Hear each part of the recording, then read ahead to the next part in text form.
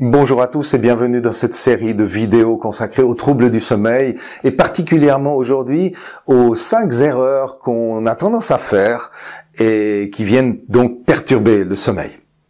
Mon nom est Philippe Franière, je suis hypnothérapeute à Lausanne, spécialiste en changement durable et en réalisation de soi. Alors, je vais vous nommer ces 5 erreurs et vous allez voir si elles vous concernent ou pas. Alors, est-ce que vous utilisez le moment du coucher, au moment où vous allez au lit, pour surfer sur Internet ou pour converser sur les réseaux sociaux? Ça, c'est la première erreur. Une erreur fondamentale parce que d'abord, elle va attirer votre attention. On sait que les réseaux sociaux, l'Internet est très attractif, très réactif, avec des images qui bougent, etc., des messages courts, des choses qui vont très vite, et donc ça va stimuler votre cerveau pour aller également vite. Donc c'est pas une bonne idée.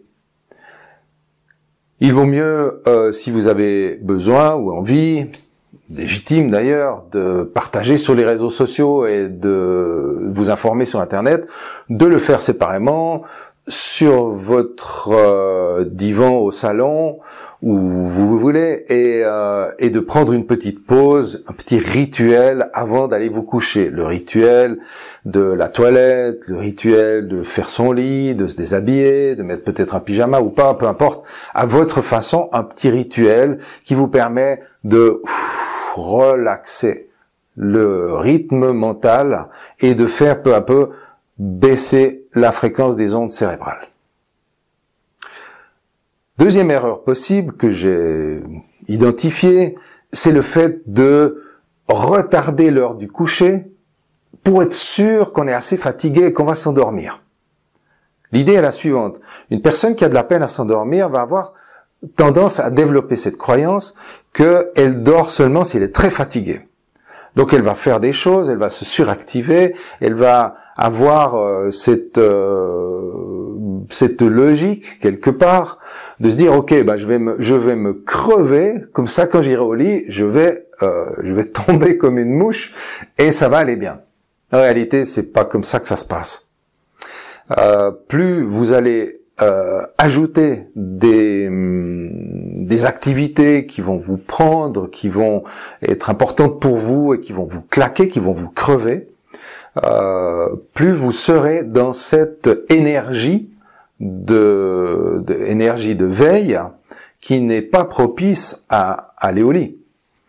Deuxième chose, quand vous faites cela, chose importante à mon sens, c'est que vous entretenez l'idée que vous avez de la peine à vous endormir. Donc, en essayant de se fatiguer au maximum dans l'espoir de bien dormir, je vais valider le fait que c'est difficile pour moi de bien m'endormir. Donc, on entretient cette croyance. Troisième erreur possible, c'est de dormir avec la lumière. Il y a des gens qui aiment bien avoir la lumière, des gens qui ne supportent pas d'être dans le noir. Ça très fréquemment, pour pas dire tout le temps, mais vraiment très fréquemment à voir avec l'histoire de la personne. C'est-à-dire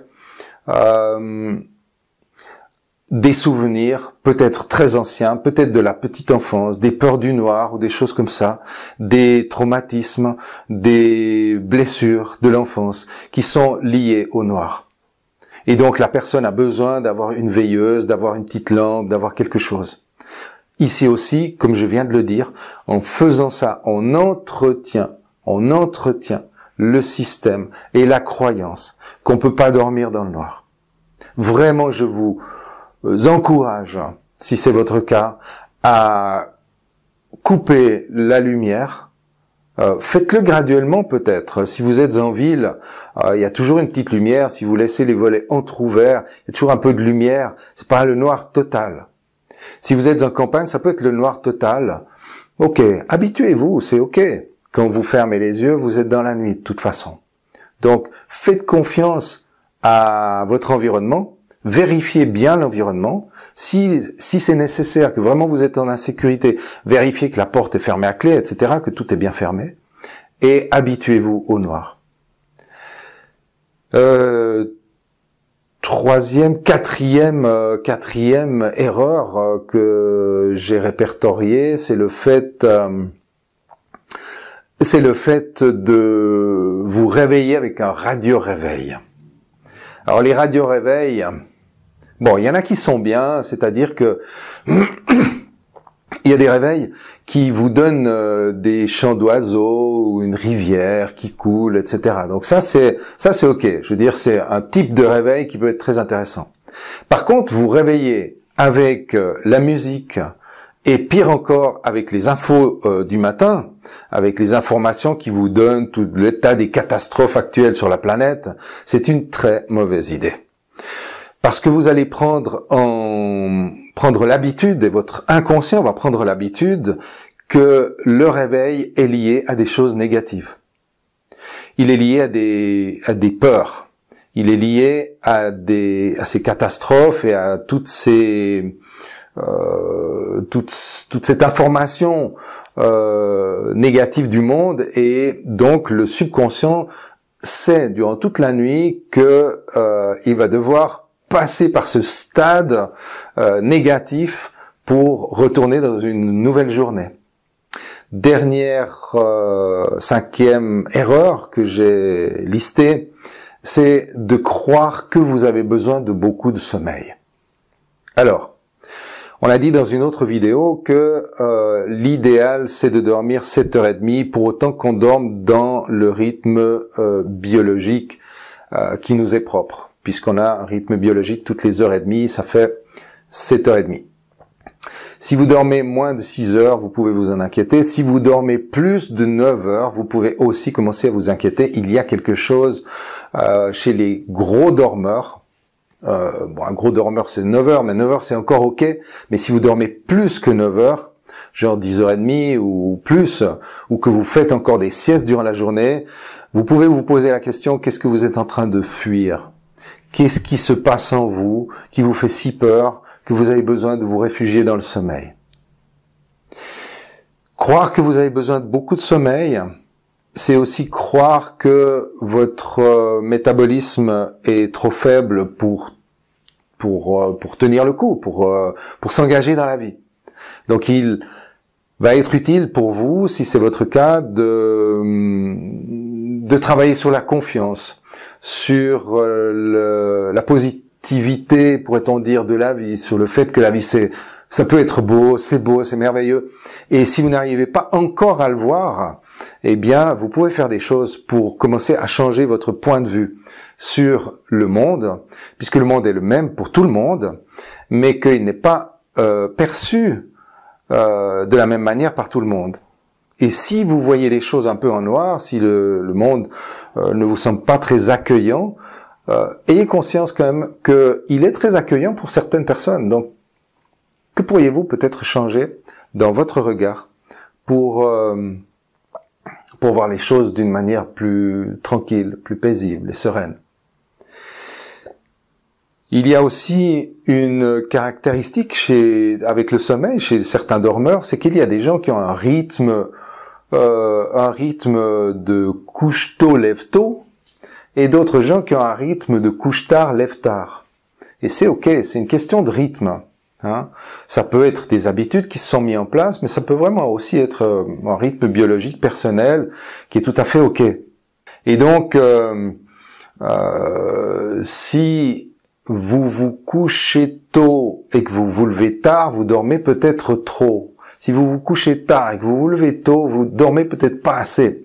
Il y a une question de réglage qui doit être fait, et chacun est appelé à s'observer pour mieux gérer sa qualité de sommeil. Un des éléments aussi qui peut influencer sur nos croyances, c'est par exemple dans un couple où il y en a un qui est couche tôt, lève tôt, et l'autre qui est couche tard, lève tard. Et du coup, ils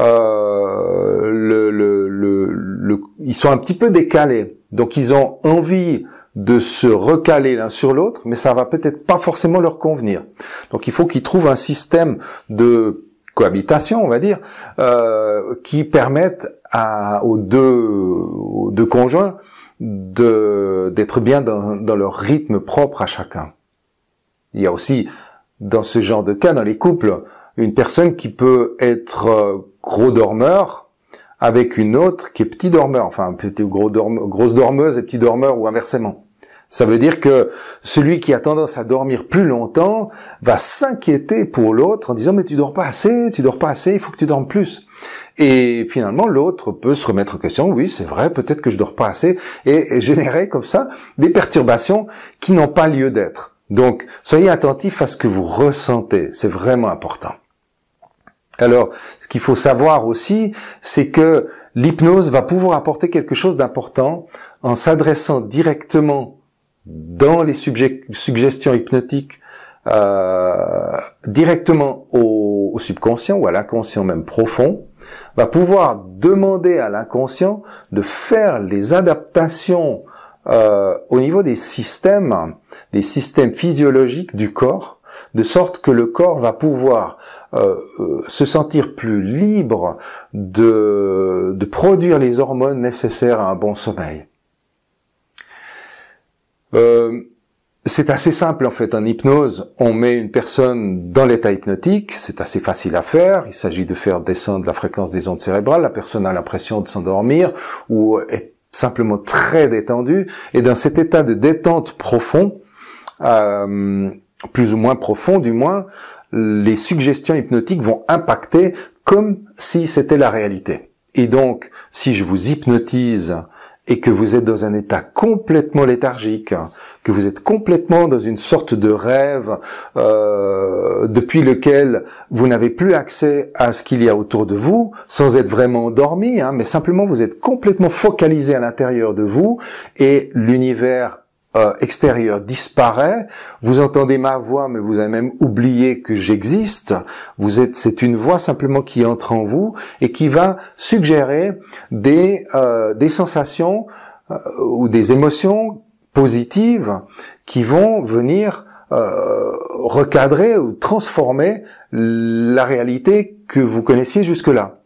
Et donc cette nouvelle réalité va remplacer, supplanter la précédente, et comme dans l'état hypnotique, l'inconscient ne fait pas la différence entre le réel et l'imaginaire, il fait pas la différence entre le passé, le présent et le futur, il fait pas la différence entre ces choses-là parce qu'il n'est pas logique, il est analogique, il n'est pas conscient mais subconscient, on est en dessous du niveau de la logique, il va prendre toutes ces choses pour des expériences réelles.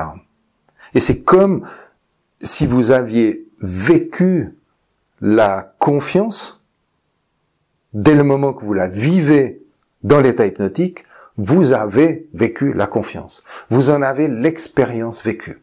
Et ça change beaucoup de choses par rapport à ces anxiétés, par rapport aux pensées positives et à toutes ces choses dont on parle dans ces petites vidéos.